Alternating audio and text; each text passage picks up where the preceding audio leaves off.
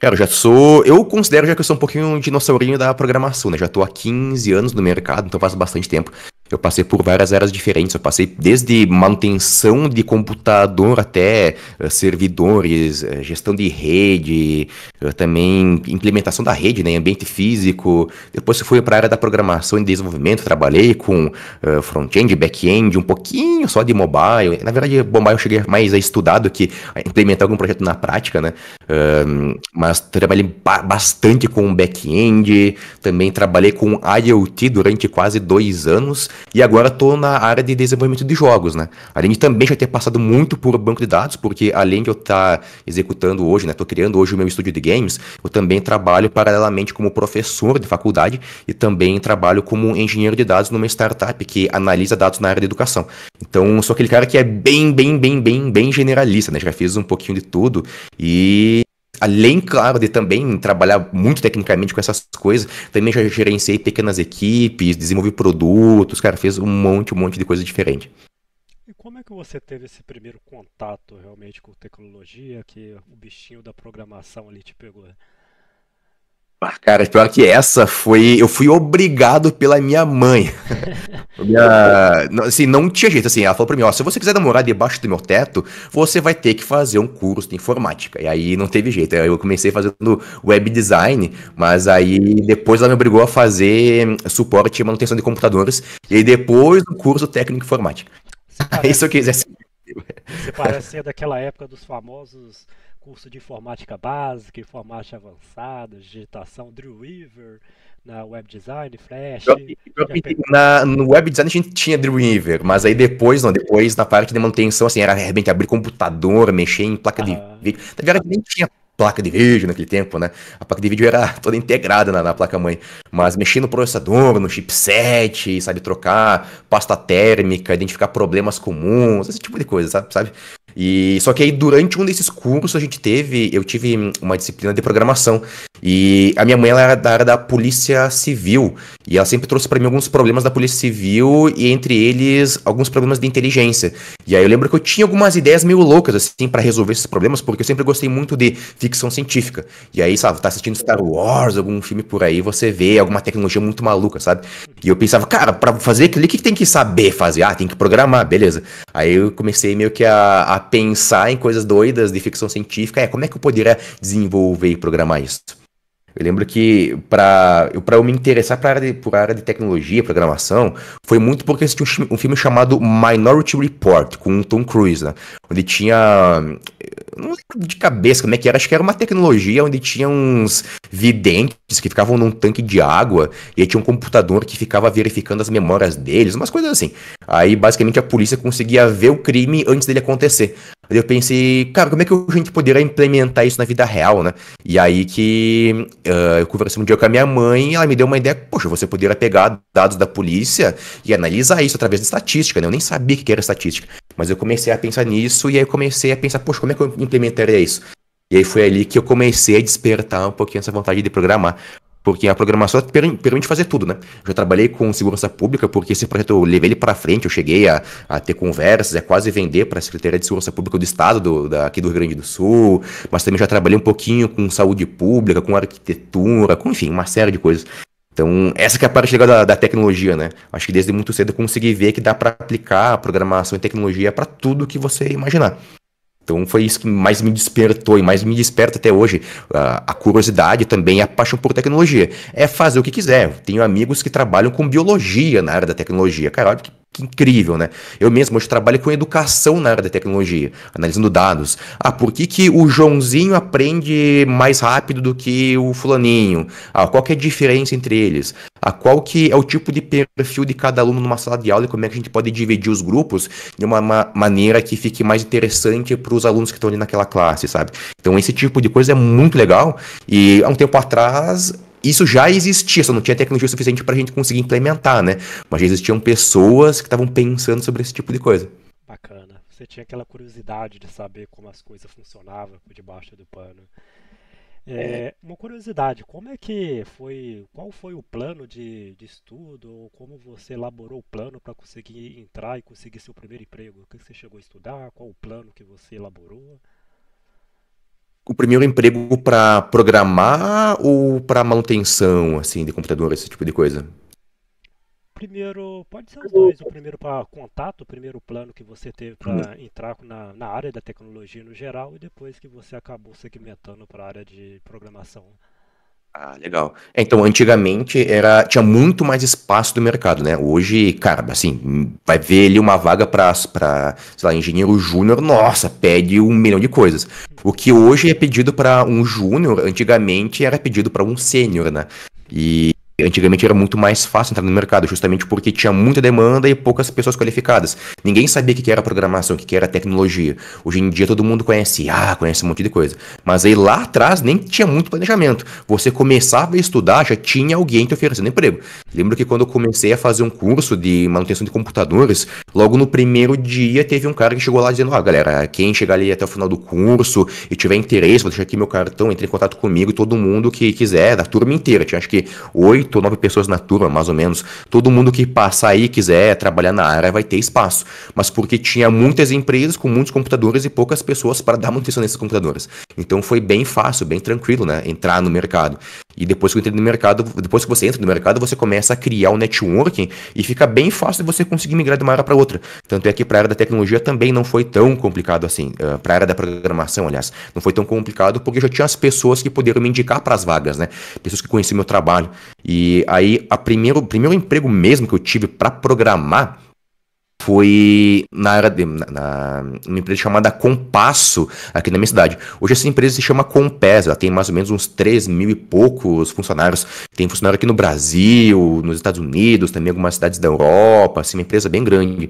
E mesmo antigamente, quando ela não tinha esse tamanho todo, ela contratava muitas pessoas. E contratava muito através da faculdade, porque uma coisa que é importante para as empresas é ela ter uma perspectiva daquele funcionário que vai ficar ali durante um longo período, né? Porque não dá para contratar uma pessoa, você vai gastar sei lá quanto para treinar ela vai demorar para conseguir se estabelecer ali na empresa, para conseguir produzir alguma coisa, né? E meio que se pagar os seus custos. Então as empresas focam muito no longo prazo. Pelo menos as empresas que eu conheço. Então, muitas dessas empresas acabavam, no caso, né? Buscando funcionários nas faculdades. Porque aquela pessoa que antigamente estava na faculdade, aquela pessoa que queria muito aquilo. Porque não tinha, como tem hoje, cursos online. Você não conseguia aprender no YouTube. Cara, antigamente, a gente não tinha nem YouTube, né? Até tinha YouTube, só que ninguém tinha nem internet para conseguir rodar os vídeos do YouTube. Quero pegar e aprender programação. Beleza, você vai ter que ter uma internet excelente, que pouquíssimas pessoas tinham, para você ver um vídeo em 360p, sabe? Como é que você vai conseguir enxergar a programação do cara ali em 360p, sabe? Impossível. Então não tinha como aprender online. Você conseguia aprender ou por apostila ou na faculdade, porque, assim, praticamente não existiam cursos técnicos de programação. Os cursos técnicos de, entre aspas, programação, ensinavam HTML e CSS, no máximo, né? Então, é bem uma programação. Só dava para encontrar mesmo pessoas que sabiam o mínimo sobre programação na faculdade. Então, eu entrei para a faculdade e acho que deu, sei lá, 1 mês, 2 meses eu já tinha conseguido um emprego. Mas é porque antigamente as coisas eram um pouco mais fáceis. Hoje em dia o processo é um pouco diferente, né? As empresas até, enfim, procuram mais pessoas abertas no LinkedIn, mesmo que a pessoa não tenha nenhuma faculdade, já pode ser contratada. Mas desde que tenha aquele perfil bom para trabalhar na empresa, né? Certo. Hoje, com acesso mais fácil, como você mencionou, das, do conhecimento em si, tanto o YouTube quanto outras plataformas, você ainda considera a faculdade importante? Cara, eu acho que vai depender muito do perfil da pessoa, sabe? Eu vejo. Hoje eu sou professor de faculdade também, né? E mesmo na faculdade eu vejo pessoas que vão sofrer muito para ter um emprego. Por quê? Porque a faculdade hoje ela não vai te garantir o emprego, mas sim o perfil de profissional que você vai conseguir garantir isso. Então eu entendo que aquelas pessoas que têm aquele perfil que ela quer aproveitar tudo que tem ao alcance dela para conseguir se desenvolver, vai ter emprego garantido em qualquer lugar do Brasil e do mundo. Só que o que acontece? É mais fácil você ter oportunidades para se desenvolver na faculdade do que fora dela. Por exemplo, eu antigamente tinha muito problema de dicção e até hoje eu tenho problemas de dicção. E eu lembro que isso me fazia ficar muito introvertido, muito tímido, então eu nunca me destacava muito, nunca botava meu nome no jogo, sabe? Nunca nem fazia perguntas quando tinha alguém fazendo um workshop, uma palestra de desenvolvimento de software. E isso é uma coisa meio ruim, porque se você não consegue fazer uma pergunta para uma pessoa, imagina você estar num time de desenvolvimento e você conseguir interagir com esse time para entregar um produto, entregar um projeto de alta qualidade. É muito complicado, as empresas elas acabam identificando esse tipo de perfil logo na primeira entrevista técnica, ali com o RH, sabe? Então, eu vejo que aquela pessoa que ela tem esse perfil de querer consumir tudo que ela puder para se desenvolver, se tornar um profissional completo, tanto em questões técnicas, mas também em questões comportamentais, ela faz isso fora da faculdade ou na faculdade. A diferença é, na faculdade, se for uma boa faculdade, ela consegue fazer isso com mais velocidade e também com mais qualidade. Porque na faculdade já tem muita coisa pronta, sabe? Quando você não tá na faculdade, atua em alguns eventos por aí, eu tô aprendendo no YouTube, algumas vezes você acaba não conseguindo interagir tão bem com aquela pessoa que tá ali. Quando você tem um professor, muitas vezes esse professor tem 10, 12, 15 anos de mercado. E esse cara ele já conhece alguns caminhos e você consegue parar para trocar ideia com esse cara durante meia hora, uma hora. Você tem um contato do WhatsApp dele, tem um contato de e-mail, você consegue todo dia estar conversando com esse cara. Fora os teus colegas também, que podem te ajudar, né? E quando você está num evento online, por exemplo, o que muitas vezes acontece? Ah, eu tô aqui consumindo o evento, que é uma live no YouTube, assim que o pessoal vai lá e desliga a live, cara, acabou. A não ser que você tenha uma outra comunidade ali no meio que você possa fazer pergunta, trocar ideia, você não vai conseguir continuar mantendo contato com eles. E mesmo na comunidade, aquela pessoa que ela tá ali, muitas vezes ela não vai dar o máximo dela para te ajudar, sabe? Porque a comunicação à distância, ainda mais por texto, ela é um pouquinho complicada, sabe? Não é tão fácil quanto a comunicação presencial. Então a faculdade muitas vezes ela te dá essa facilidade. E também te dá outras oportunidades, como por exemplo, oportunidades para você desenvolver o teu lado comportamental. Eu mesmo, que nem eu falei antes, cara, eu não conseguia conversar com outras pessoas. Não, nem porque eu não conseguia, era porque as pessoas não me entendiam, né? E eu consegui desenvolver meu lado comunicativo na faculdade. Ah, todo semestre tem ali, sei lá, 15, 20 trabalhos para entregar. Beleza, vou pegar, eu vou fazer um trabalho muito legal para cada disciplina e, cara, vou me puxar ao máximo para poder entender qual que é a mecânica para eu poder apresentar esse trabalho, para eu poder entender como eu devo apresentar esse trabalho, para eu criar um material legal na hora de apresentar. Isso depois me ajudou, cara, com questões de negócio. Eu tive empresa, eu consegui trocar ideia com fornecedores, com clientes, só por causa desse tipo de coisa. E também já tive papel de liderança, liderando pequenos times, justamente por conta disso que eu desenvolvi na faculdade. Mas se não fosse pela faculdade, eu possivelmente não conseguiria ter feito isso. Muito porque eu não tinha aquele perfil, sabe? Eu não ia para um evento presencial, ou mesmo participar de eventos online, porque antigamente nem tinha tantos eventos online para participar, né? Mas sem a faculdade, para o meu perfil pelo menos, teria sido bem difícil. Só que se você já tem aquele perfil que vai atrás, que busca, que corre, faz tudo isso, não precisa necessariamente de uma faculdade. Apesar de que ela, se for uma boa faculdade, ela pode acelerar bastante esse processo, né? Então ela é meio que uma... É uma incógnita, sabe? Você, se tiver aquele perfil de correr atrás, cara, a faculdade vai te acelerar muito. Mas se você tiver ele e não quiser fazer, beleza. Só vai ser um pouquinho mais devagar, mas também você vai conseguir atingir, cara, qualquer objetivo que você quiser, se você já tem esse perfil mais proativo, né? Entendo. E você diz a faculdade mais presencial, porque por exemplo, a faculdade de AD realmente tem esse disclaimer muito grande que a pessoa ali ela acaba até sendo redundante, ela fica muito distante, né? Então ela perde, por exemplo, a capacidade de aprender por osmose, né? Só por você estar É, no ambiente ali, você acaba aprendendo. cara, Pode falar. assim, uma questão que a gente viu na faculdade que eu dou aula, né? É que o curso EAD, ele é muito bom depois que você já entendeu a tua dinâmica de aprender ou quando você já está um pouco mais maduro. Porque para a grande maioria das pessoas que não tem um nível de amadurecimento legal, a faculdade de EAD pode ser até um grande obstáculo na vida dela. Porque ela vai ficar só ali empurrando com a barriga, não vai fazer direito, ou ela ainda não entende a importância dela passar por aquele processo, porque tem muita coisa que você faz na faculdade que não é para você usar realmente no dia a dia do teu trabalho. Algumas vezes você faz algumas coisas na faculdade faculdade, ainda mais na EAD, que é mais focado em você desenvolver alguma habilidade. Por exemplo, na escola, pra que que eu vou usar, sei lá, Bhaskara? Cara, se você não for um, sei lá, um engenheiro civil, você provavelmente não vai usar Bhaskara. Só que você aprender Bhaskara é pra você aprender a dinâmica de aprender. Sabe, que vai ser importante para outras coisas na tua vida. Então, o EAD, ele tem essa, ele é uma faculdade muito boa. Eu hoje, cara, não pretendo fazer mais faculdade presencial, mas só porque eu já consegui atingir uma boa maturidade. Se fosse, sei lá, se eu fosse começar hoje, do zero, com 18 anos, com a maturidade que eu tinha com 18 anos, eu era bem bobalhão, eu provavelmente iria só quebrar a cara com o EAD, por exemplo. Mas era porque esse era muito meu perfil, né? Entendo.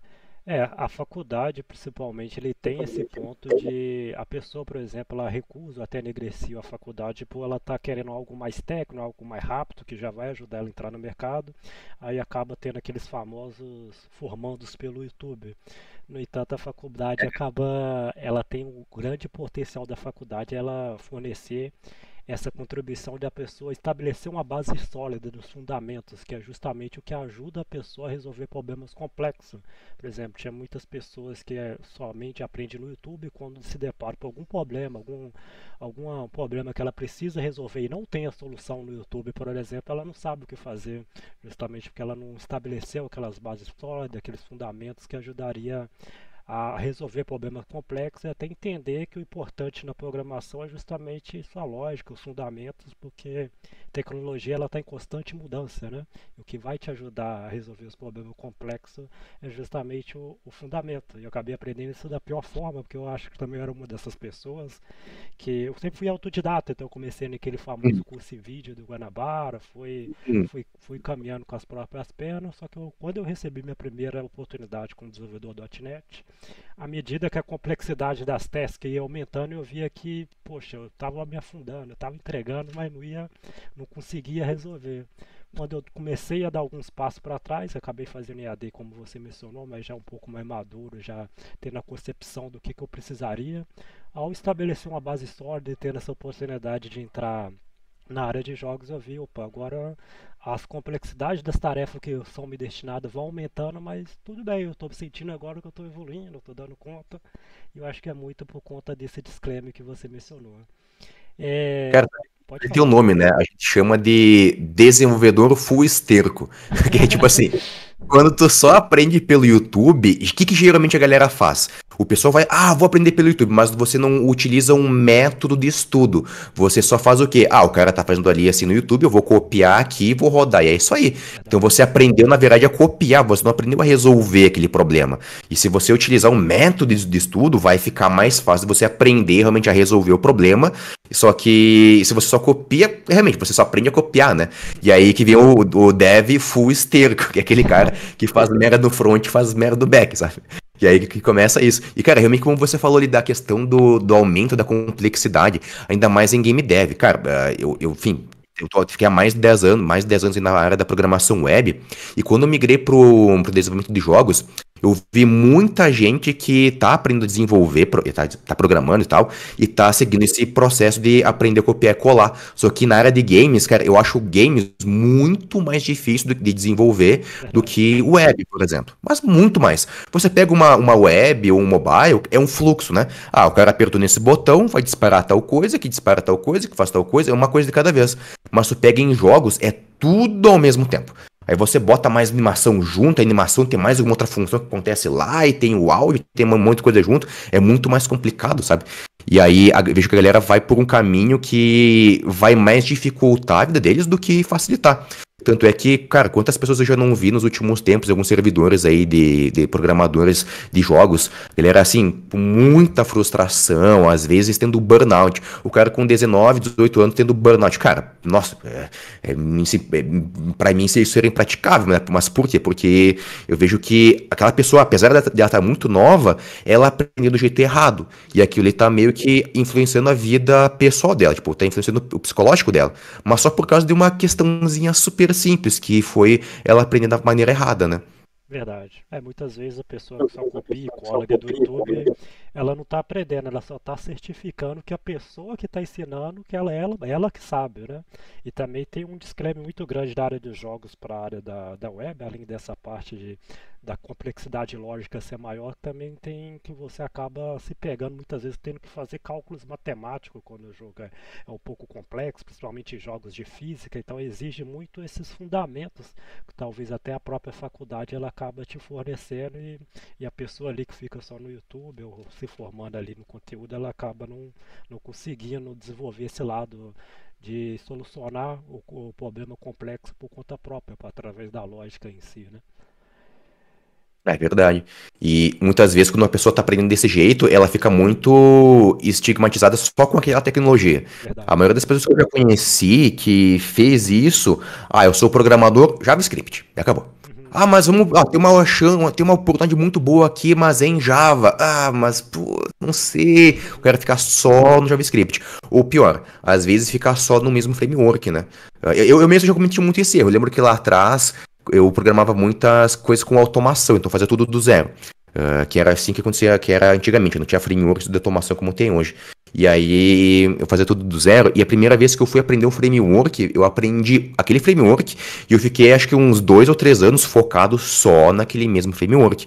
E é a primeira vez que eu tive que trocar, eu falei, nossa, cara, mas os últimos 3 anos eu fiquei só aprendendo e fazendo coisas com esse framework, como é que agora eu vou, sabe, eu vou trocar de tecnologia. Aí eu fiquei muito ansioso, nossa, com muita, sabe, com muito medo no começo, mas depois que eu vi, não, tá tranquilo, tipo, é a mesma coisa numa tecnologia, mas aliás, é a mesma coisa nessa tecnologia que era naquela outra, só que a diferença é que eu vou ter que escrever de outro jeito. O framework, tem até alguns frameworks que são muito parecidos, isso até facilita muito a vida, né? Tipo, no JavaScript e no Python tem dois que são muito similares, que é o Express no JavaScript e o Fast API no Python, por exemplo. Ou até o Flask do Python. E são muito parecidos. A única coisa que muda mesmo é a sintaxe. Fora isso, é tudo parecido. Então, se você aprendeu realmente a base, aprendeu os fundamentos, nossa, para você trocar de JavaScript para Python, para C Sharp, para Java, é um toque, né? E até a gente vê muitas vezes o pessoal dizendo o seguinte: nossa, Java é horrível, né? Todo mundo reclamando do Java. O Java, tipo assim, acho que é a linguagem que a galera mais fala mal, né? Verdade. Mas é uma das linguagens que melhor paga, aqui no Brasil, pelo menos, uma das que melhor paga. E assim, geralmente aquela aplicação em Java, ela. Assim, isso que vai depender um pouco de empresa para empresa, né? E de projeto para projeto. Mas ela não gera muita falha. Geralmente você vai lá, se você não atualiza uma biblioteca, assim, não aconteceu alguma atualização meio esquisita, dificilmente a aplicação em Java vai dar bug, vai dar um problema. Mas você pega, sei lá, ferramentas feitas em JavaScript ou Python ou PHP, né? Até por experiência própria, assim. Ela te permite fazer muita coisa diferente. E aí, nesse de você fazer muita coisa diferente, você também faz muito remendo, você acaba fazendo muito, como a gente fala aqui no Rio Grande do Sul, você faz muito shark, sabe? Fez um negócio errado, fez uma gambiarra ali, e aí aquela gambiarra mais pra frente vai estourar. Só que você pega o C Sharp, que você falou, né, que trabalha com .NET, ou o próprio Java, ele pede que você programe seguindo um certo padrão, né?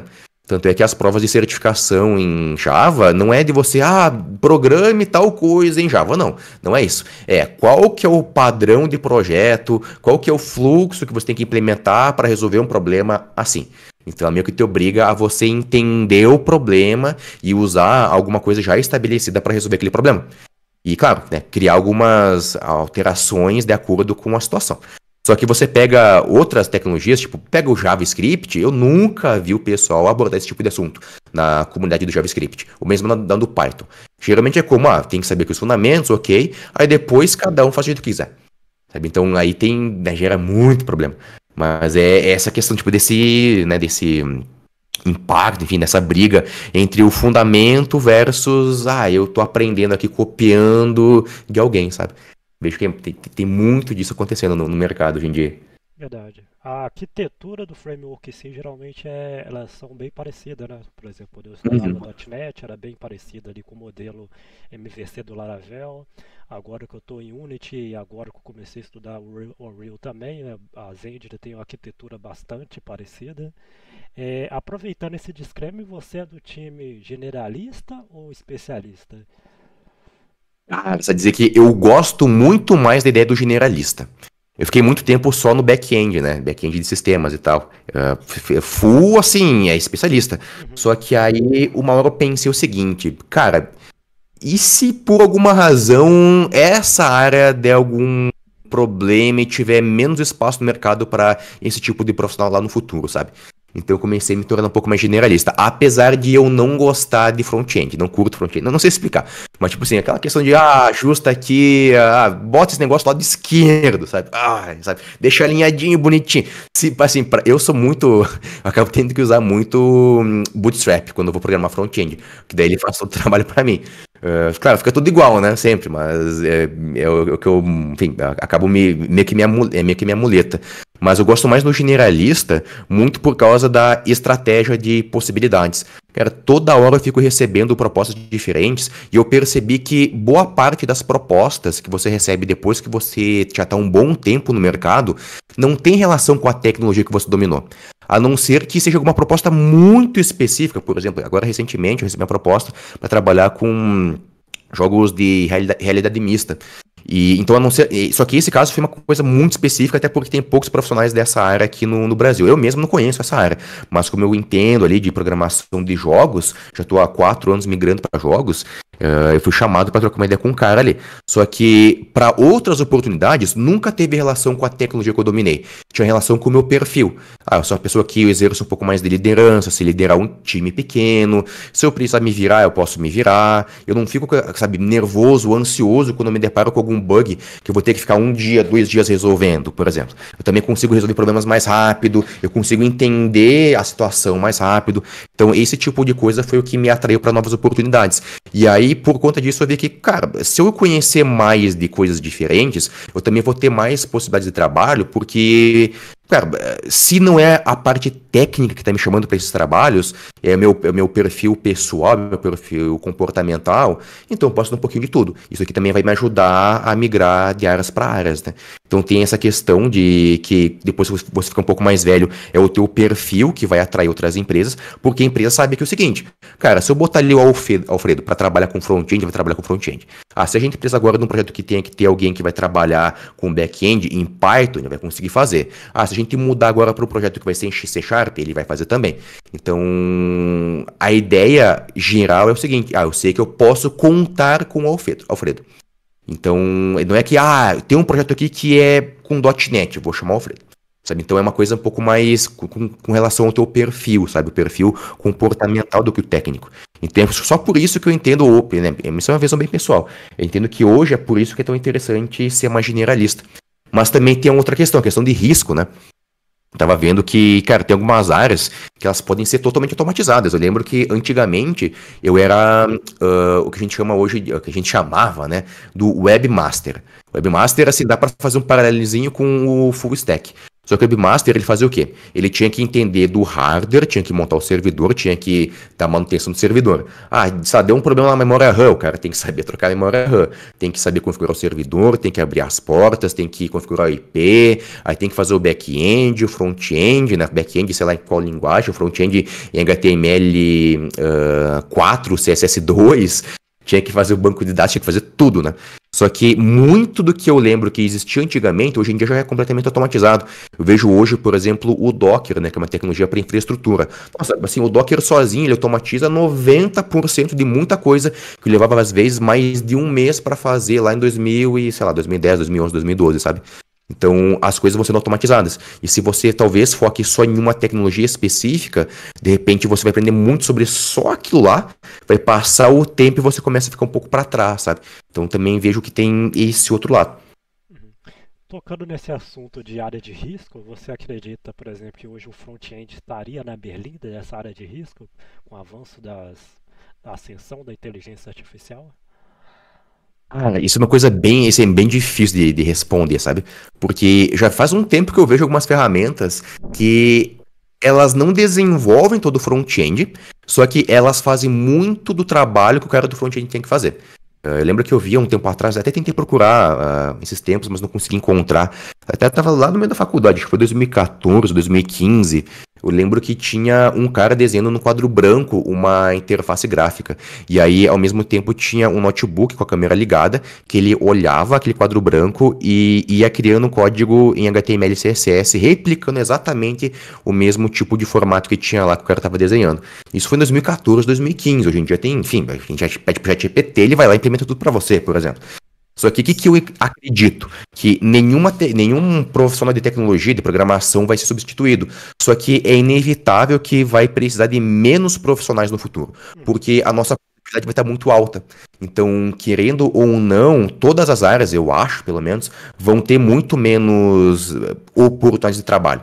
Então, aquelas pessoas que vão estar melhor posicionadas, que vão ser aquelas pessoas com aquele perfil mais diferenciado, não vão ter problemas, né? Então não vai perder o emprego. Mas aquela pessoa que ela só pensa em, esse aqui é a minha parte técnica, eu vou pegar, baixar a cabeça aqui, programar e acabou, sem conversar com ninguém, sem criar relacionamentos, sem entender as dinâmicas sociais dentro da empresa, sem entender do negócio da empresa, vão acabar tendo muitas dificuldades, né? Então acho que não vão ser substituídos ou ter problemas, assim, mas pelo menos a área como um todo, né? Mas vai ter menos vagas disponíveis. Isso eu acho que vai acabar acontecendo. Interessante, você falou da produtividade, realmente tem o costume quando você aumenta a produtividade, o número de pessoas que produzem diminui. Tem até um fato histórico já comprovado, que na época da Revolução das Máquinas, por exemplo, ó, quando você fazia, por exemplo, uma calça jeans, precisava ali de 10 pessoas numa máquina de tear para fazer uma calça Hum. jeans. Quando veio uma máquina de costura, precisou apenas uma. Então, num estalar de dedos, 90% de uma profissão acabou perdendo espaço, né? Você acredita que é bem por aí que seria o que vai daqui para frente a área da tecnologia? Nossa, cara, assim, eu tenho certeza, sabe? Porque eu comecei a trabalhar numa área, aliás, numa era em que já não era tão difícil programar, sabe? Não era aquela era, sabe, do COBOL, do Clipper, sabe? Esse tipo de coisa. Linguagem de baixo Do nível, né? É. E aí, só que assim, foi uma era que assim, ainda tinha muita coisa que era muito manual, que nem eu falei, hoje o Docker faz 90% de um trabalho que às vezes levava mais de um mês para fazer lá em 2000 e tanto, né? Caramba. E eu vejo que cada vez mais está sendo mais automatizado. Claro que ao mesmo tempo os softwares estão ficando cada vez mais complexos. É, mas também tem um outro detalhe, que as pessoas estão aprendendo cada vez mais rápido. Eu lembro que eu estava esses dias fazendo uma comparação com um aluno meu. O que ele aprendeu em 2 anos. Antigamente eu tinha levado, sei lá, uns 5, 6 anos para aprender. Muito por causa do acesso à informação, mas também por causa das ferramentas que ajudam você a aprender mais rápido. E vejo que a mesma coisa vai acontecer. Só que além de tudo isso, também vai ter as ferramentas de IA que também aceleram o trabalho. Então vai ser meio que tudo junto ali ao mesmo tempo. Então não vai ser substituído completamente, né? Mas vai ter que ter menos pessoas para entregar o mesmo trabalho que hoje, sei lá, 8 pessoas entregam, por exemplo. Eu acho que isso vai acabar acontecendo de um jeito e do outro. Pode demorar, sei lá, 10 anos ou 30 anos, mas vai acabar acontecendo alguma hora, né? Poxa, e qual dica você daria, até baseando nessa parte de intoxicação, até de formação que a gente tem hoje? Por exemplo, o Juninho hoje, quando vai querer iniciar na área, começa a ver os requisitos, como você bem elencou, poxa, vê aquele porrada de requisito, ele não sabe por onde começar, ou então ele tenta já aprender tudo de uma vez. Como lidar com essa intoxicação de informação que temos hoje? Cara, acho que uma das melhores coisas que existem hoje, pouquíssimas pessoas usam, é a questão de mentorias.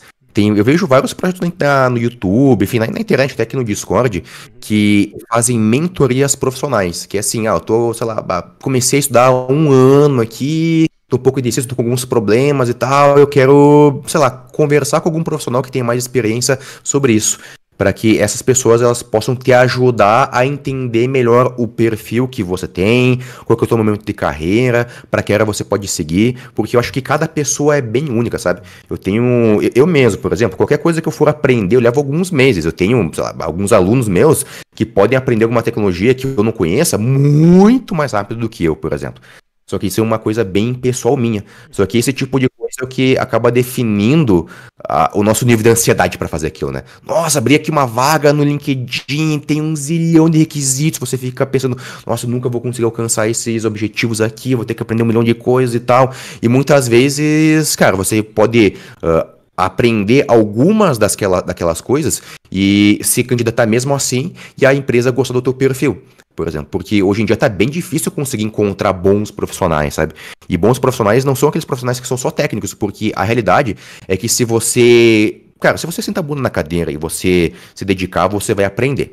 Vai demorar talvez, sei lá, 1 mês ou 3 meses, né? Depende com, enfim, com quem você vai se comparar. Se eu me comparar com qualquer pessoa que tem por aí, cara, eu vou me sentir um lixo. Mas eu sei que se eu sentar a bunda na cadeira, eu vou aprender. Só que, ao mesmo tempo, eu tenho que mostrar que eu sou um profissional de valor, que a empresa ela vai acabar ganhando muito comigo ali. Porque eu não sou aquele profissional que vai passar 1 mês e vou embora porque veio uma nova oportunidade. Não, eu estou trabalhando aqui numa empresa que eu me conectei com ela, sabe? Dá um exemplo pessoal, né? Eu trabalho hoje como engenheiro de dados numa startup de educação. Só que assim, eu ganho bem menos do que eu poderia ganhar no mercado de trabalho normal. Só que aquela empresa, ela tem uma conexão comigo que é muito maior, porque eu vejo o propósito ali. Então eu recebi muitas boas oportunidades que desenvolveram muito meu perfil, e com o passar do tempo eu comecei a ganhar mais e mais e mais e mais e mais. E hoje eu ganho muito bem, por exemplo, nessa startup, só que, enfim, muito mais do que a média das pessoas aqui no Brasil, né? Só que eu não ganho tanto quanto os profissionais que estão no mesmo nível que eu no mercado. Tem um amigo meu que começou junto comigo e trabalha para empresa da Europa que ganha, assim, cara, 2, 3 vezes mais do que eu. Só qual que é a diferença? Assim, há muitos anos eu não sei o que é um burnout, eu não sei o que é ficar estressado. Eu tenho tempo de ir na academia, eu faço jiu-jitsu já há 11, 12 anos, eu ando de skate também, eu consigo tranquilamente passear com meu cachorro, eu tenho namorada, eu consigo ter tempo para trocar um projeto pessoal, que é um projeto da área de games. Então, assim, eu consigo trabalhar com muito mais tranquilidade. Sendo que aqueles meus amigos não. Mas porque eu consegui me conectar com a empresa e a empresa viu em mim que eu sou um profissional de valor. Então acho que tem muita relação com isso. É você meio que entender qual que é o teu momento, qual que é a área que você mais vai se dar bem, que você poderia se conectar com ela e seguir uma carreira nela, sabe? Seja front-end ou back-end, ou banco de dados, ou seja lá o que for, ou seja jogos, mas também trabalhando com projetos que você mesmo veja valor neles. Então, eu vou trabalhar com jogos, mas jogos na área da educação, por exemplo. Cara, quantas pessoas trabalham com jogos na área da educação? Será que se você entrar nesse mercado com paixão, você não consegue se destacar ali dentro? Sabe? Acho que é meio que por aí, sabe? Não ficar muito ansioso, procurar alguém que possa conversar contigo. Às vezes até não alguém, uma única pessoa. Às vezes alguém, sei lá, 2, 3, 4 pessoas conversar com essa galera para entender que tipo de profissional você é e aos poucos você ir se conectando, sabe? Acho que é muito por aí. Entendo. Como é que você vê essa rotatividade de hoje? Por exemplo, é bastante comum ou difícil você encontrar um profissional que fica mais de 2 anos na empresa? E o que você considera qual que seja o motivo? É um problema geracional? Como é que você vê isso? Cara, a gente fez um estudo sobre isso aí lá na faculdade que eu dou aula, e boa parte desse problema é um problema mais geracional, mas muito relacionado com o dinheiro, né? E que é o quê? Tô aqui trabalhando na empresa A, de repente a empresa B vai pagar, sei lá, R$ 200 a mais pra mim, eu vou pra empresa B. Só que assim, isso tem uns problemas, mas eu sinceramente não julgo e provavelmente eu faria a mesma coisa. Porque, cara, hoje em dia, pelo menos pelo fator Brasil, né, tá tudo muito caro. Mano, assim, é quase impossível você pegar uma pessoa que vai, sei lá, ter seu apartamento, vai ter sua casa, vai conseguir pagar um aluguel de boa e ainda sobrar um dinheiro pra, sei lá, pra viajar no final do ano, fazer uma viagem legal, ir, sei lá, no cinema com alguma frequência, sair comer pizza e por aí vai, sabe? Esse tipo de coisa, ó. Sei lá, quero comprar meu joguinho e jogar meu joguinho aqui de boa. Muita gente não consegue fazer isso. Muito, porque tá tudo muito caro. Então tem essa questão do dinheiro, né? E o que tem que levar em consideração ali? Eu acho que se por acaso você trabalha numa empresa que ela te dá oportunidades, é uma empresa que ela leva você em consideração realmente, assim, não, cara, o fulano aqui é uma pessoa de valor pra gente. O cara, sei lá, tá com algum problema, vamos dar um tempo pra esse cara dar uma descansada, vamos pegar e vamos dar um tempo dentro aqui do horário de trabalho para ele poder estudar e se qualificar, vamos colocar ele em projetos que vão desenvolver o currículo e as habilidades dele. De repente esse cara, ele quer ter um pouco mais de contato com o cliente, que é até uma demanda do próprio funcionário. Cara, vamos pensar sobre isso. Poxa, de repente participa com a gente aqui semana que vem de uma reunião com o cliente e tal. Então, se a empresa é uma empresa legal, se é uma empresa que te abre portas, que te traz novas possibilidades, eu acho que tem uma empresa B que quer te pagar um pouco mais, eu não acho que seja uma boa trocar. Porque no longo prazo, geralmente essa empresa que dá mais consideração para aquele funcionário, que realmente leva o lado profissional do funcionário para ser desenvolvido, ela no longo prazo se paga. Até porque se você fica trocando muito de empresa, geralmente essas empresas que elas levam o lado próximo do funcionário mais em consideração, elas olham para aquele profissional que realmente vai poder se, entre aspas, se pagar mais no longo prazo, sabe? Então trocar muito de empresa tem esse contra. Aquela empresa que é muito boa, que leva você muito em consideração, ela não vê isso com bons olhos. Só que daí também, ao mesmo tempo, tem essa questão financeira, cara, que aí não tem como julgar, porque o Brasil tem um custo de vida muito alto, muito alto mesmo. É bem diferente de, sei lá, de alguns países da Europa, onde você vai no mercado e, cara, você vai gastar uma parte bem pequena do teu orçamento. Aqui no Brasil, se não me engano, saiu umas pesquisas recentemente, estavam mostrando que, acho que são 80, enfim, de 70 a 80 e poucos por cento dos brasileiros gastam praticamente acho que, se não me engano, é de 80% a 90% do seu salário no mercado. Né? Então é boa parte das pessoas. Cara, isso é muita coisa. Então, pelo custo de vida que esse é alto, eu não tem como julgar, sabe? Mas também tem que levar essa outra coisa em consideração. Mas assim, se for trocar de empresa, não, eu quero pegar e focar mais no meu salário aqui e acabou. Não quero pensar nessa questão de trabalhar para uma boa empresa mais a longo prazo. Uma coisa que tem que levar em consideração é, antes de você sair da empresa, você pelo menos finalizar alguma coisa. Então, começou um projeto, acaba aquele projeto, para que você consiga construir um currículo que se mostre qualificado no longo prazo para outras empresas. Porque eu vejo que tem muita gente que teve alguns problemas recentemente, porque ficou trocando muito de empresa, nunca finalizou um projeto em nenhuma empresa e agora começa a ter muito problema para se recolocar no mercado. Então, tem que levar tudo isso em consideração, sabe? Acho que é uma coisa bem delicada. Mas é isso aí, cara, se a pessoa tem aquela chance de se desenvolver dentro da empresa, vale a pena no longo prazo. Mas se não, cara, a empresa só vê você como um número a mais ali, ela quer que você baixe a cabeça e programe, cara, aí, enfim, não vejo problema nenhum da pessoa trocar de empresa. Só daí tem que levar em consideração essas questões estratégicas que eu falei, né? Tem que acabar os projetos, tem que entregar alguma coisa, tem que realmente entregar valor. Para que quando chega aquelas empresas que tem esse perfil de levar você em consideração e saber que você, ao longo prazo, vai ser um bom profissional e vai devolver para a empresa e também eles vão investir em você, aí você pode mostrar para eles que você é realmente um profissional de valor, que você entrega aquilo que você promete, que você consegue levar os projetos para um patamar que outras pessoas não conseguem, então acho que isso aí é bem importante. Entendo. Infelizmente o Brasil é rotulado como um país subdesenvolvido, então isso acho que acaba impactando diretamente, por exemplo, o salário mínimo no Brasil é desproporcional ao custo de vida. Como você mesmo mencionou, poxa, uma pessoa acho que ganha um salário mínimo, provavelmente 80 até mais, 90% do salário ali é comprometido só na alimentação, no supermercado, e muitas vezes a pessoa não consegue nem comprar tudo que precisa, né?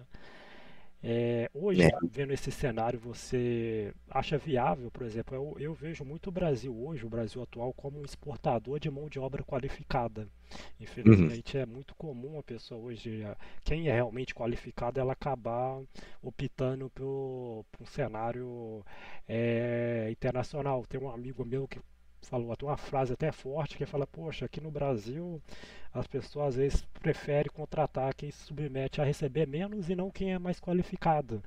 Aí vendo isso, talvez eu prefira me prostituir ganhando euro do que ganhando aqui em reais. Como é que você vê essa perda do Brasil e não conseguir, principalmente não conseguir render os talentos aqui no país e acabando perdendo essa mão de obra qualificada para o mercado internacional? Cara, pior que eu vejo que isso é um problema generalizado, sabe? E assim, eu mesmo que. Eu tendo a querer ficar sempre aqui no Brasil porque, sei lá, eu sinto uma conexão com o país, sabe? Tipo assim, é minha casa, meus parentes estão aqui, as comidas que eu gosto estão aqui, a cultura que eu gosto tá aqui, sabe? Mas, cara, quase que semanalmente eu fico tentado a pegar, sei lá, a no mínimo trabalhar remotamente para alguma empresa do exterior, e assim, várias vezes também a me mudar, sabe? Eu sou descendente de italiano. Hoje em dia tá bem fácil você tirar uma cidadania italiana, né? E, cara, já pensei nisso várias vezes. Só que, aí o que acontece? Eu vejo que vai ser muito difícil mudar essa dinâmica aqui no Brasil, sabe?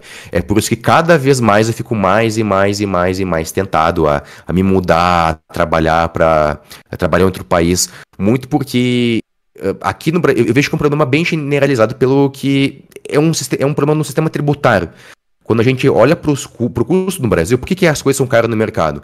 É porque tem muito imposto em cima do imposto. Por exemplo, sei lá, vou comprar uma, sei lá, uma maçã, por exemplo. Uhum. Ah, o cara que produziu a maçã, o cara que plantou a maçã, ele teve que ter um custo alto ali de várias, sabe?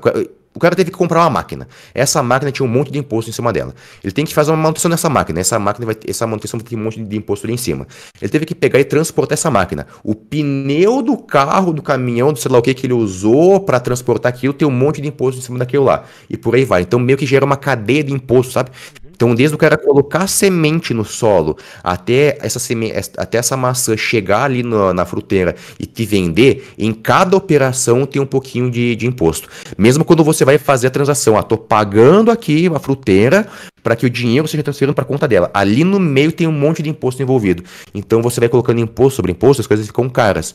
Se fosse um modelo um pouco diferente, onde o imposto está mais ali na, digamos assim, na parte final, só no consumidor, ou só em algum momento específico na cadeia de consumo, as coisas ficariam mais baratas. Geralmente é assim em outros países, né? Outros países têm só um certo imposto que é pago em um momento específico. Por exemplo, sei lá, imposto sobre a renda.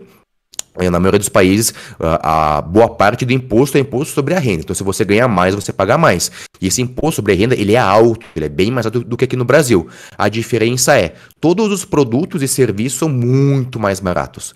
Então, acho que essa é a grande diferença, sabe? Uhum. Se você for para outro país, se você ganhar mais, beleza, você paga mais. Mas, ao mesmo tempo, você vai ter um consumo muito mais facilitado. Não vai gastar tanto dinheiro no mercado. Então, você não tem esse medo, sei lá, de ficar sei lá, morar na rua, sabe? Até esses dias tava vendo um vídeo de um cara ali no YouTube, um cara que ele é americano, nos Estados Unidos.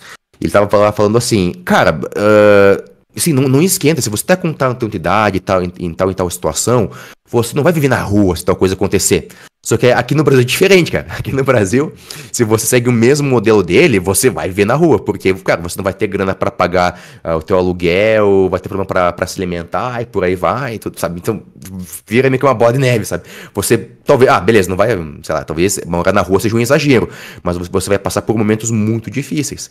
E eu vejo que é isso que acontece no Brasil, né? A gente vê todos esses problemas e acaba não vendo uma perspectiva de melhora e acaba querendo ir pra fora. Eu mesmo, assim, eu que tendo a querer ficar aqui, nossa, eu sempre me vejo tentadíssimo a pegar e me mudar, sei lá, pra Itália e trabalhar de lá. Até porque hoje em dia tem algumas empresas na área de tecnologia, ainda por cima, que fazem um contato de brasileiros, argentinos, enfim, pessoas que moram aqui na América Latina com empresas da Europa, mas para trabalhar remotamente, pelo menos, né? E aí algumas dessas empresas acabam também puxando profissionais para lá. Eu tenho uma prima minha, por exemplo, que ela trabalha em Portugal para uma empresa de tecnologia. Ela trabalha na área de testes e começou assim, começou a trabalhar remoto, daqui a pouco a empresa curtiu ela e chamou ela para lá. Então, inclusive, pagou todo o processo de documentação, viagem e tudo mais, né? Então, esse tipo de coisa, cara, eu não vejo assim com maus olhos, sabe, você ir pra fora do Brasil, mas eu vejo que, cara, poxa, sei lá, pelo menos, né, pessoalmente falando, eu gostaria que o Brasil tivesse mais oportunidades aqui dentro. Que a gente pudesse ficar aqui na nossa cultura, até porque muitas pessoas que eu conheço que vão lá pra fora, depois de um tempo acabam meio que se arrependendo, sabe? Eu já tive vários amigos que foram pra fora trabalhar, dá um tempo depois e voltam pra cá. Porque, assim, desde questões bem pequenininhas, como assim, como o clima, por exemplo. Cara, tinha uma amiga minha que ela ficou morando na. Não vou lembrar o país, mas é um país mais na parte norte da Europa. E, cara, não tinha um dia de sol na desgraça do país. Tipo assim, ó, o tempo todo frio, o tempo todo nublado, começou a ter problemas psicológicos. E, cara, aí quando veio, voltou pra cá, sabe? Então, né, tem esse tipo de coisa que rola por aí. Entendo. Dá para entender a relação do imposto aqui, como mencionei, é bastante imposto já em cima da produção, né, que isso atrapalha bastante.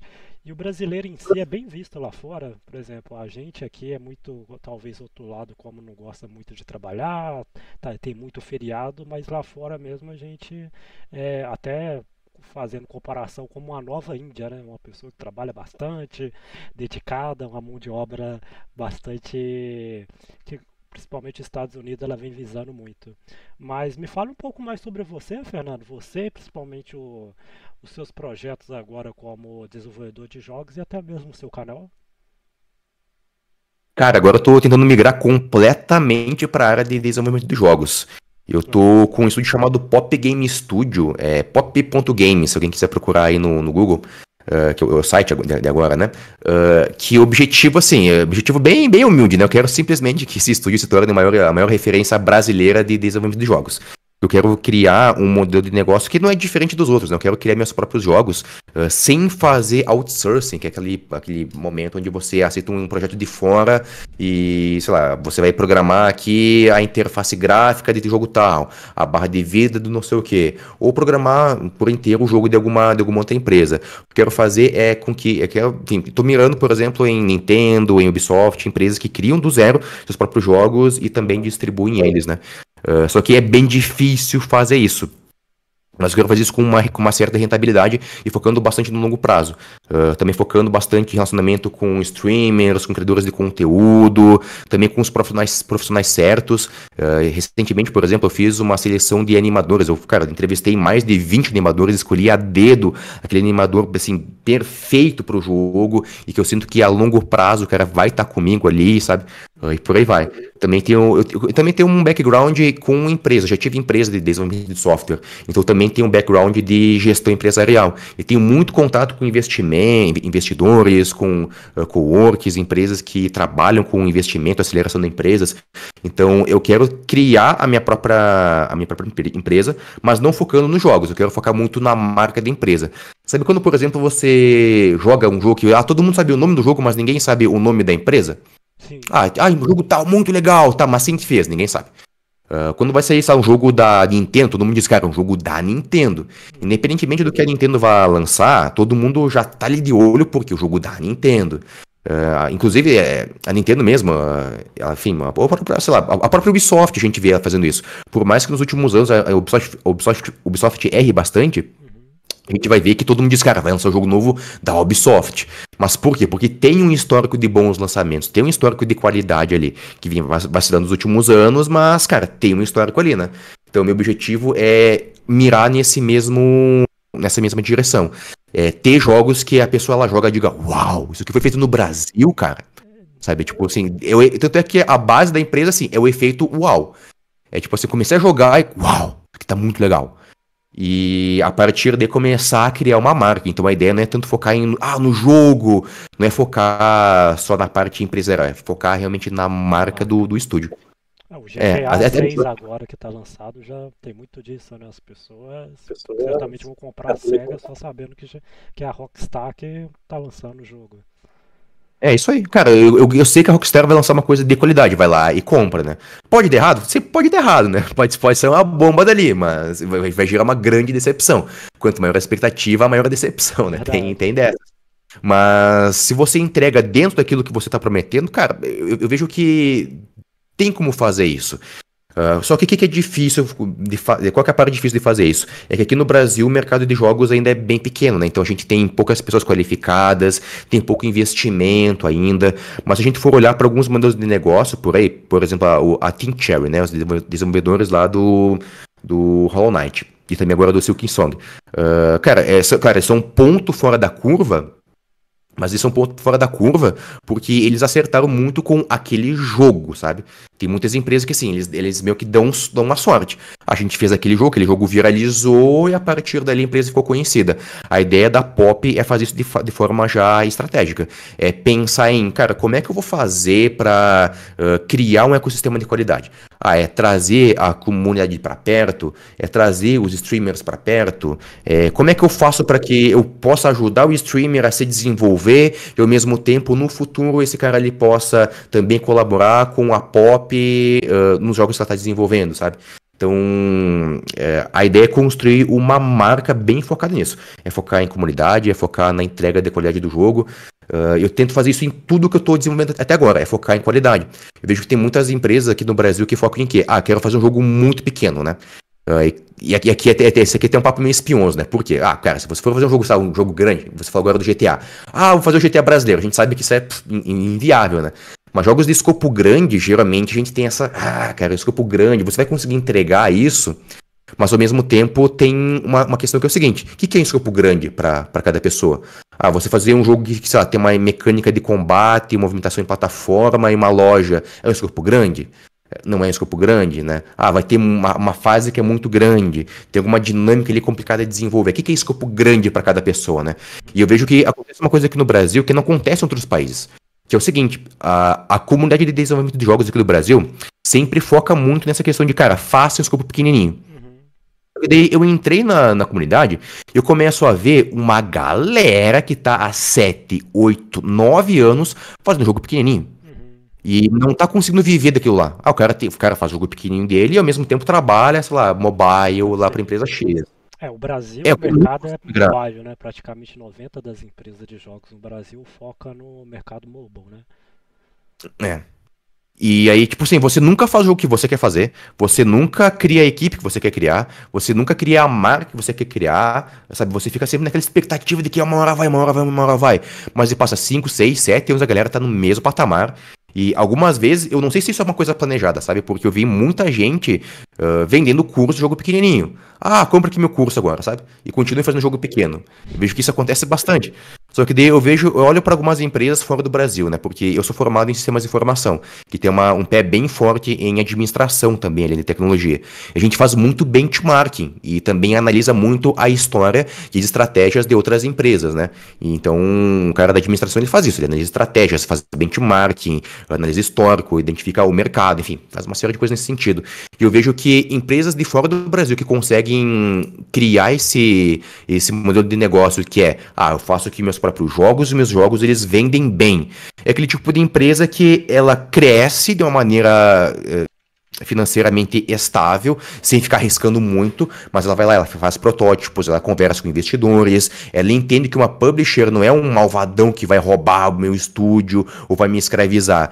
Porque se eu souber negociar e se eu entender de business, entender de gestão e de entender como é que eu leio um contrato, ou se eu não entender, se entender como é que eu leio aquele contrato, eu contrato um advogado para entender para mim. Eles vão se desenvolvendo aos poucos até que chega no momento que, ok, podemos agora fazer um jogo que tenha um escopo maior. A gente, desde o começo, vai entrar em contato com algumas empresas que vão divulgar esse jogo pra gente. E tudo isso de forma quase que orgânica, sabe? Eles fazem muito isso lá fora. Mas aqui eu não vejo ninguém fazer. Pô, eu vejo pouquíssimas empresas fazendo isso aqui no Brasil. Uma que eu vi que fez isso muito bem, por exemplo, foi a Pulsatrix. A Pulsatrix, ela fez isso. E ela conseguiu crescer, tá crescendo cada vez mais, né? Só que o resto da galera, ninguém faz isso. Então eu quero tentar seguir por esse outro lado, pra ver se vai dar certo.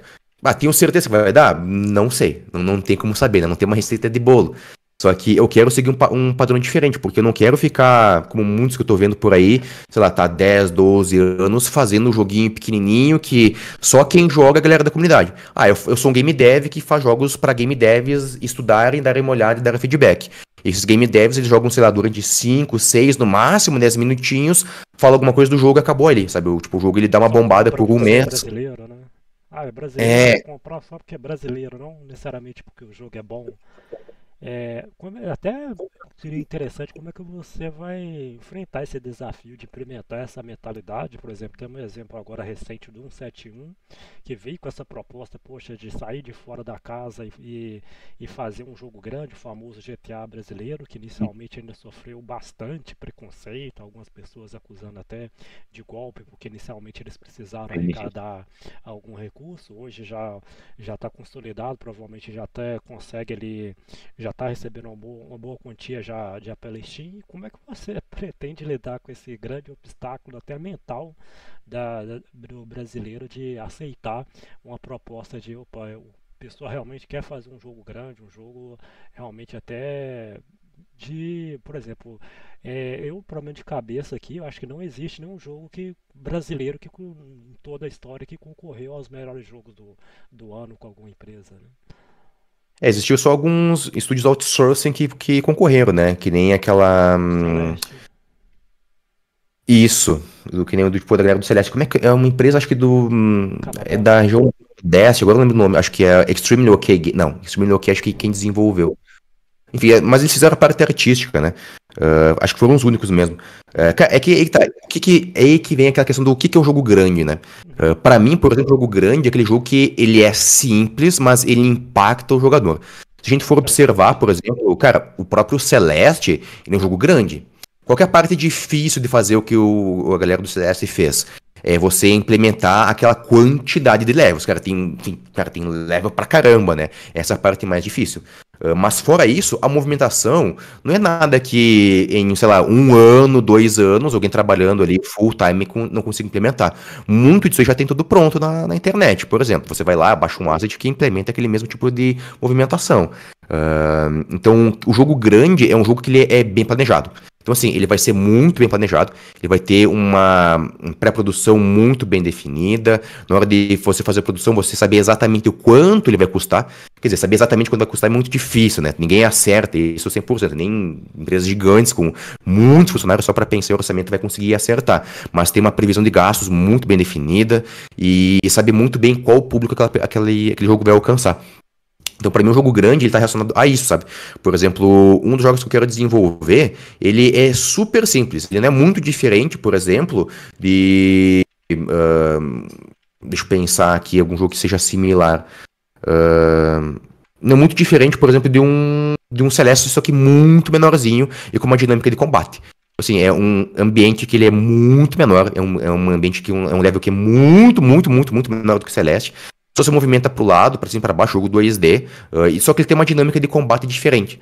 Mas o que é ser grande? Cara, vamos pegar e vamos fazer um jogo de qualidade.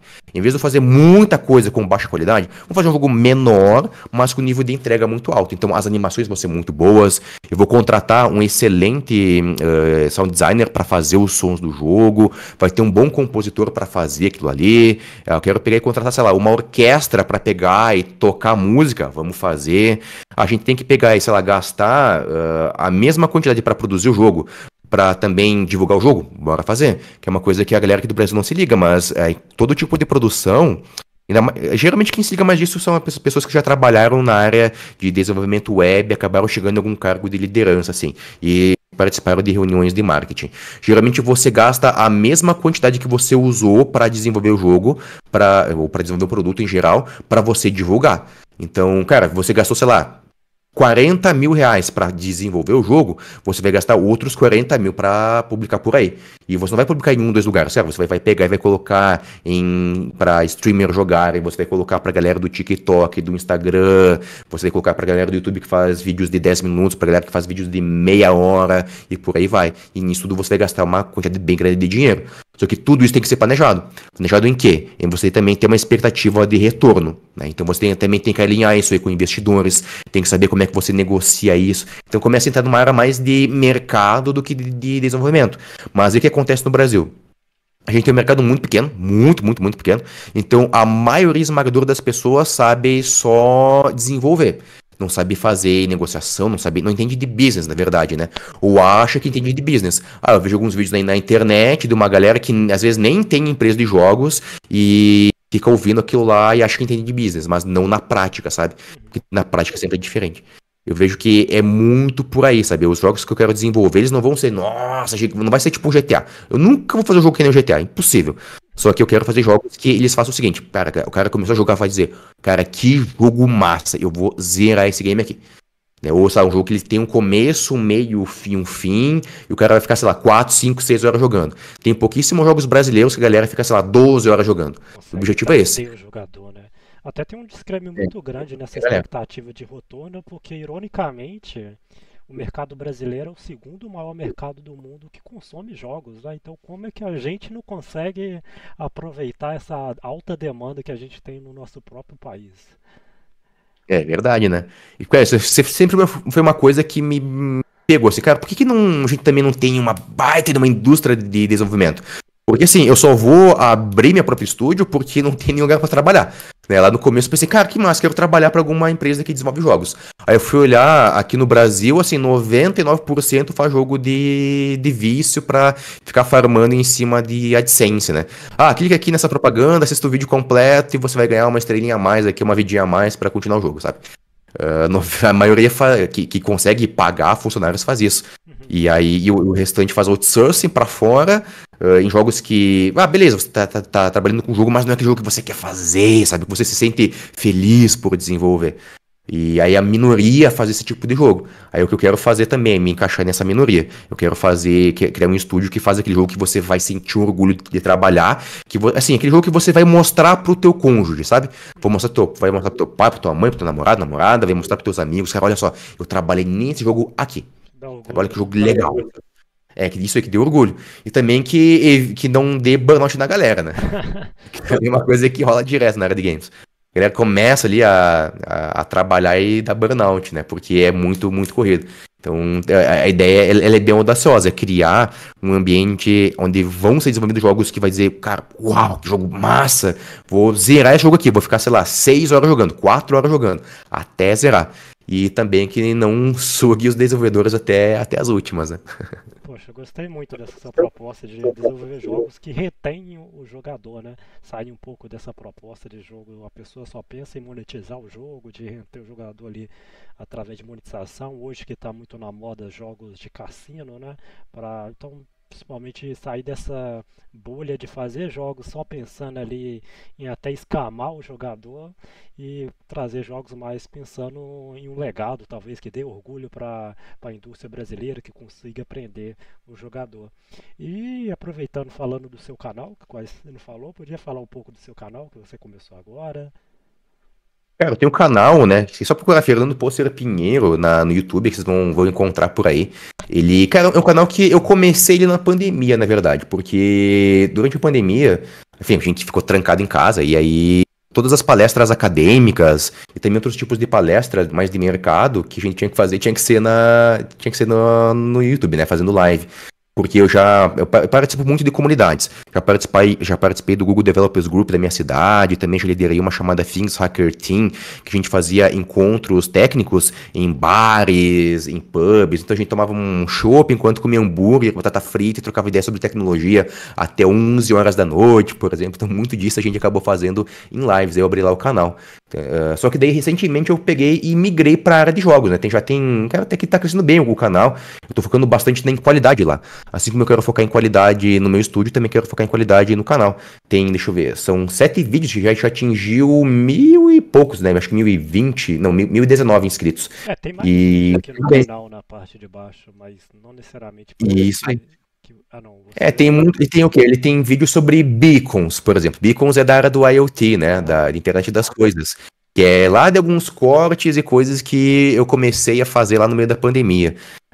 E eu até não removi dali, porque o meu canal é o que mais fala sobre beacons no Brasil. Porque beacons é uma tecnologia que ela é bem específica, sabe? Tanto é que até hoje, assim, mensalmente eu recebo gente lá no meu Instagram, no LinkedIn, me perguntando e também pedindo consultoria na área de beacons. Porque, na área de IoT também, porque é uma coisa bem estrita. Poucas pessoas aqui no Brasil falam sobre esse tipo de tecnologia. Então eu deixo ali meio que assim, só para ajudar a galera que tá pesquisando sobre esse tema, né? Mas fora isso, a única coisa que tem são ali alguns videozinhos de game dev. E a ideia é falar sobre o quê? A ideia é falar sobre desenvolvimento, é sobre indústria mesmo, né? Mas não olhando para, aprenda a fazer, sei lá, um jogo de plataforma em Unity, em Godot, em sei lá o quê. A ideia é fazer uma coisa um pouco mais focada em gestão, empreendedorismo, processos, por exemplo, que é uma coisa que eu quero trazer. Ainda não consigo fazer isso muito bem porque eu sou uma pessoa bem tímida, né? Sou bem na minha. Então, só de eu fazer o canal pra mim já é um grande desafio. Colocar minha cara ali é bem complicado. E aí, a ideia é falar sobre esses temas, mas ao mesmo tempo que eu falo sobre um conteúdo um pouco mais leve, né? De uma maneira um pouco mais tranquila, que qualquer pessoa possa entender. Tem uma pessoa, não vou recordar o nome, mas ele ganhou o prêmio Nobel de forma até interessante, porque ele tinha uma capacidade de ensinar assunto complexo, usando metodologia, por exemplo, de analogia, ou até mesmo deixando um assunto mais leve. Então, basicamente, por exemplo, ele conseguia ensinar física quântica, um assunto complexo, para uma criança de 6, 7 anos de idade por conta dessa sua metodologia. E assim, vou abordar os principais aspectos ali, colocando ali os prints dos trechos, dos incisos, das sessões e tudo mais. Mas fora isso, por exemplo, a ideia também, mais no médio e longo prazo, é fazer uma coisa muito parecida com o que eu vejo um canal chamado Gaveta fazendo. Não sei se você conhece o canal do Gaveta. É isso. Cara, eu acho genial a forma com que ele aborda edição de vídeo dentro dos vídeos dele. Ele vai lá, vou falar sobre, sei lá, Kung Fu Panda, vou falar sobre, sei lá, Godzilla. Aí lá no meio ele consegue colocar conteúdo técnico de edição. Eu quero tentar fazer uma coisa também com essa pegada, só que não tão entretenimento, sabe? Eu quero fazer uma coisa mais, com um teor mais técnico também, né? Mas não, como é que você programa isso, como é que você desenha aquilo, não. Falar sobre aquelas coisas, gestão, negociação, empreendedorismo, gestão empresarial, gestão de projetos. Com foco mais nisso, mas de uma maneira um pouco mais leve, para que pessoas que sejam da área de game dev consigam aprender com isso, mas também para pessoas que não sejam da área de game dev também possam aprender, porque a gente tem poucas empresas aqui no Brasil. Eu acho que se mais pessoas tiverem mais acesso a esse tipo de conteúdo, vai despertar um pouco mais de interesse para migrar para nossa área, e a partir daí a gente vai ter um mercado um pouco mais aquecido, porque tem gente que pensa o seguinte: é bom que tenha poucas empresas porque tenha pouca concorrência. Cara, exatamente o contrário. Quanto menos empresa tem, menos oportunidades as empresas vão ter.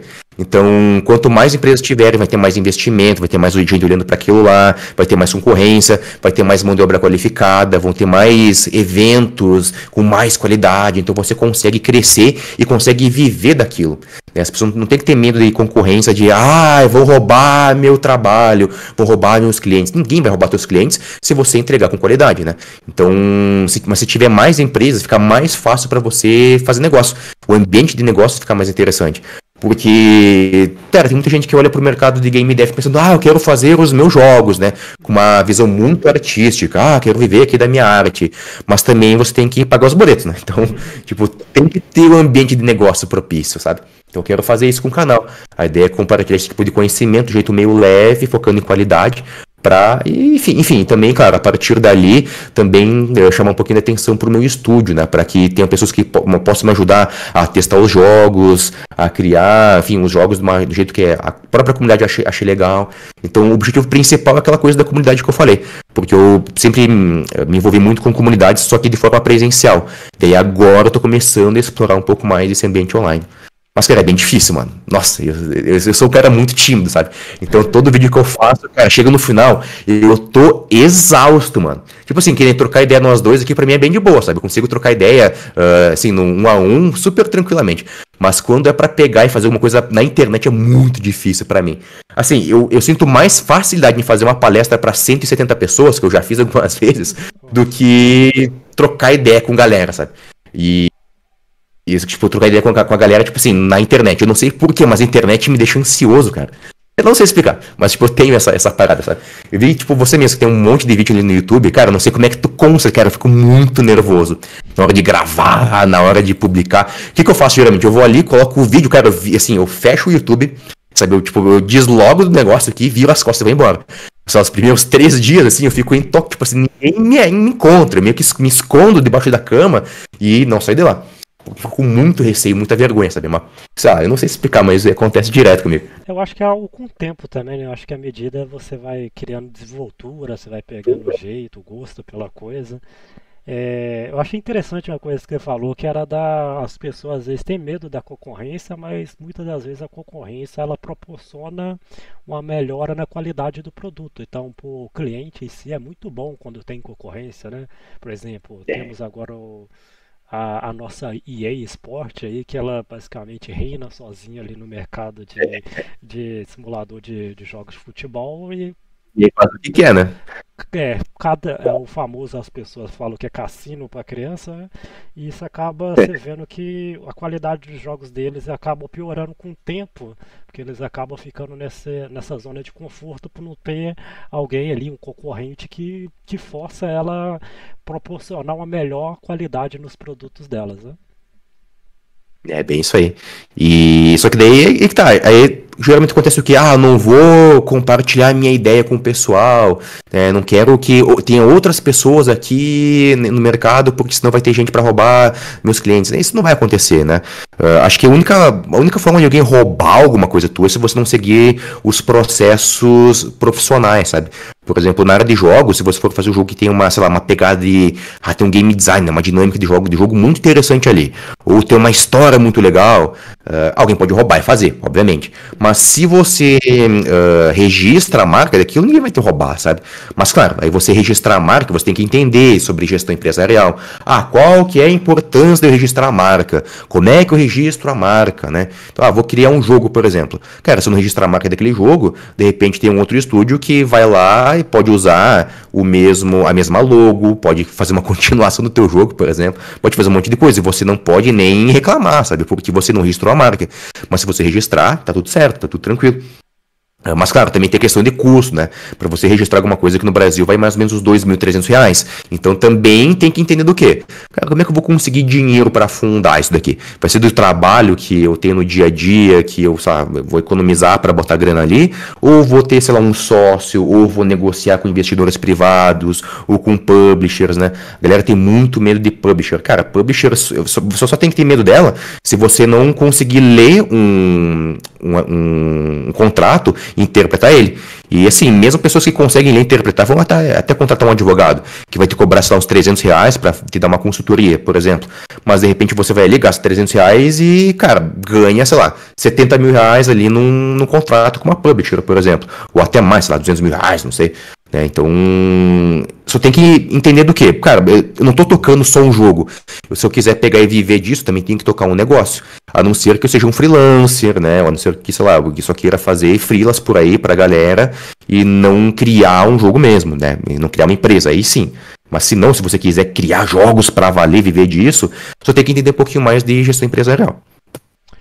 Poxa, Fernando, eu gostei muito da nossa conversa, agradeço muito pelo bate-papo. Eu sempre comento com todo mundo aqui que passa que eu sempre aprendo bastante com esses bate-papos, sempre recebo bastante insight assim interessante. E hoje foi um dia desses que deu para aprender muito com você.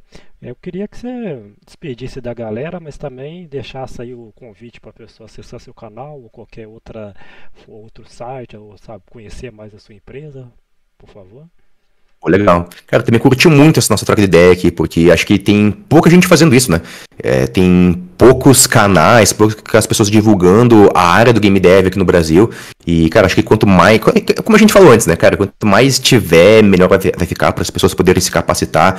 A gente também tem um mercado mais aquecido aqui no ambiente brasileiro, né?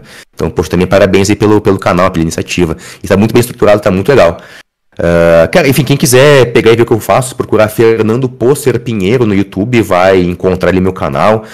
Também a partir desse próximo mês eu vou começar a divulgar a comunidade que eu tô criando, onde ali vai ter um foco bem grande em acompanhar os jogos que eu tô desenvolvendo, só não vai ter ambiente técnico, porque eu vejo que tem muito ambiente técnico em vários servidores de Discord por aí, mas lá dentro vai ter um ambiente para criadores de conteúdo que queiram trocar ideias sobre criação de conteúdo e tudo mais, e também vai ter um ambiente para gestão, empreendedorismo, né, tanto gestão de projetos, mas também gestão empresarial, questões estratégicas, para pessoas que têm esse interesse em conseguir criar um negócio e viver de game dev.